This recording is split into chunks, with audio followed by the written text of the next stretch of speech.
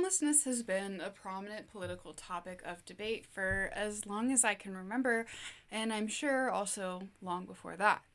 While homelessness is defined simply as a lack of reliable housing, the perception we have about homeless people is quite negative. The narrative we associate with homelessness is the same we apply to any other form of deviance. Drug use and mental health disorders are similarly characterized in media, portraying those affected as criminals, mentally unstable, violent, and, of course, deviant. In reality, these so-called deviant behaviors are labeled as such only because they interfere with the maximization of profit. Going forward in this video, I will often be replacing terms such as homelessness and homeless people with terminology such as the housing crisis and unhoused people. While some people might say that this is a sign, this choice is reflective of my infection with the woke mind virus, I believe it is important to use judgment-free language when discussing these topics. As I'll elaborate on further, our perception of these issues are reflected in the way we react and the language we use. In our society, we pass substantial judgment on those impacted by a lack of housing, drug use, and mental health disorders, labeling them as deviant with one broad stroke. This judgment is perplexing. Further analysis reveals that these three factors can manifest in anyone. As people privileged with housing, it is easy to view a lack of reliable housing as a personal failing or the result of one's own choices. While this can be true in some very abstract way, the reality is much more nuanced than that. In truth, each of these traits of deviance are nuanced and manifest in a number of different ways. Oftentimes we think of the unhoused, we have a very specific image come to mind. When we imagine the typical homeless person, we think of someone who lives outside day in and day out. We might see them living in a tent or maybe on the street with a cardboard sign. While this can certainly be the reality for many unhoused people, the housing crisis impacts a wide spectrum of people and can present in a number of ways. This image might be even less charitable, as insensitive depictions of unhoused people have been a very prominent punchline in media for decades. The stereotypical hobo bit was one I frequently encountered in kids' shows I watched growing up. iCarly and Victorious come to mind immediately. Not only are these depictions offensive, but they're wildly inaccurate. In actuality, there are 4 categories of homelessness: transitional, episodic, chronic, and hidden. Transitional homelessness is the most common type, occurring when someone cannot afford housing for less than a year. This might occur after graduation, the end of a long-term relationship, or any other life transition. These people often still have jobs but are only able to sleep in their cars or other unideal accommodations. Episodic homelessness is similar but occurs when an individual experiences 3 or more periods of homelessness in 1 year. Similar to transitional homelessness, those affected typically have jobs but are still underemployed. There's a big difference between having a job and making enough money to support oneself consistently. Chronic homelessness is what we typically assume to be the prominent type, though only making up 17% of the homeless population. Hidden homelessness often goes unnoticed by statistics and homeless resources. It occurs when someone lives with others for a period of time when they cannot afford reliable housing. When we're discussing the housing crisis, the majority of conversation centers around this type of homelessness, chronic. In part, this is due to the fact that it is the most extreme and visible and culturally prominent type. But this emphasis on the chronic type is a way for us to obfuscate the truth of the housing crisis. When we only consider those who are chronically unhoused, we can just turn a blind eye to the root of the real issue. Many of us perceive a lack of housing as an individual one rather than a systemic one. This is in part why I think the term housing crisis, as opposed to homelessness, is more accurate. If we had reliable, accessible, and safe housing for those with little to no income, there would be no crisis. In addition, there are 3 tiers of homelessness: tertiary, secondary, and primary. Tertiary homelessness is when one lives in accommodations that fall below the standard in the local community.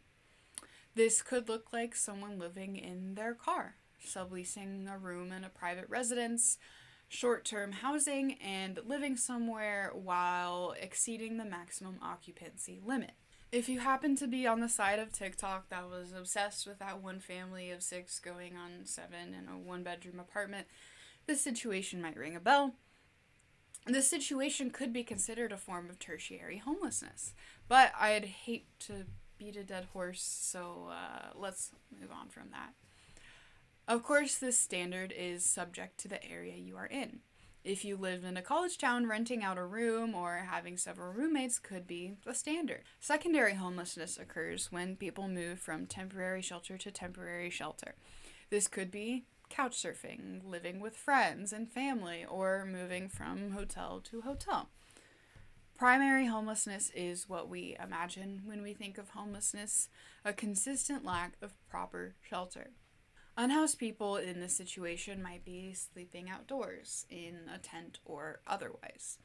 All this goes to support the idea that homelessness can happen to anyone and can present in a number of ways. Many of us like to think that we'd never find ourselves without housing, but this just isn't the case. Many Americans are just one paycheck away from being unhoused, especially with our cost of living being so high and our wages not matching that cost of living as it increases. It's easier to tell ourselves that we are different from these people than it is to comprehend that we might end up in the same exact position through no fault of our own. The same goes for other forms of deviance like drug use. Many people like to think that some drugs are different from others. Wine is refined, but weed is deviant. The rich can dabble in cocaine, but crack is a despicable drug that will make you unstable, despite the fact that they're the same substance, just in different forms. Marijuana is a substance that highlights the way that we pick and choose what is deviant. The war on drugs was the start of a campaign to crack down on drug use through criminalization. Many people, myself included, believe that criminalization is the last way we should be dealing with drug addiction problems.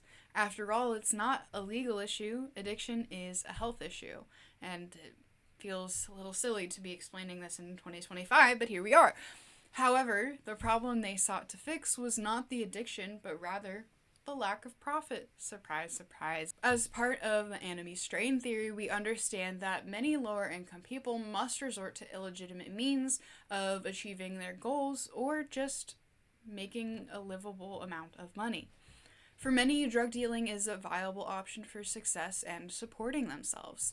In an economy like our current one, the average person is struggling financially, and getting a job is easier said than done. And getting a job that pays enough to cover all your living expenses is even harder. Many people like myself find themselves in massive amounts of debt after going to school because we're told that that's how you get a paying job. And let me tell you, less than a year out of postgrad, it is not easy to get a high-paying job. Anyway, the recent efforts to legalize marijuana are not exclusively but still heavily influenced by its potential for profit. Kansas Governor Laura Kelly has been pushing to legalize medical marijuana for a couple years because it's profit potential. Since the state can place special taxes on marijuana and similar substances, legalization and regulation is good for the economy.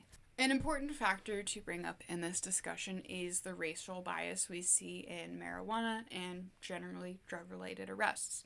While use rates are steady across racial groups, Black people are 3.64 times more likely to be arrested for marijuana possession than a white person across the United States. In some states, this number jumps even higher to 5 times more likely than a white person. This supports the idea that our label of deviance and criminality are subjective and applied unfairly. Our understanding of deviance is not a matter of behavior, but rather of optics. The housing crisis is a true issue that needs to be addressed, but thus far has been met with the wrong intentions. Unhoused people have been met with hostility rather than compassion. Prejudicial attitudes tell us that these people are lazy, dangerous, undeserving, and a strain on our local communities.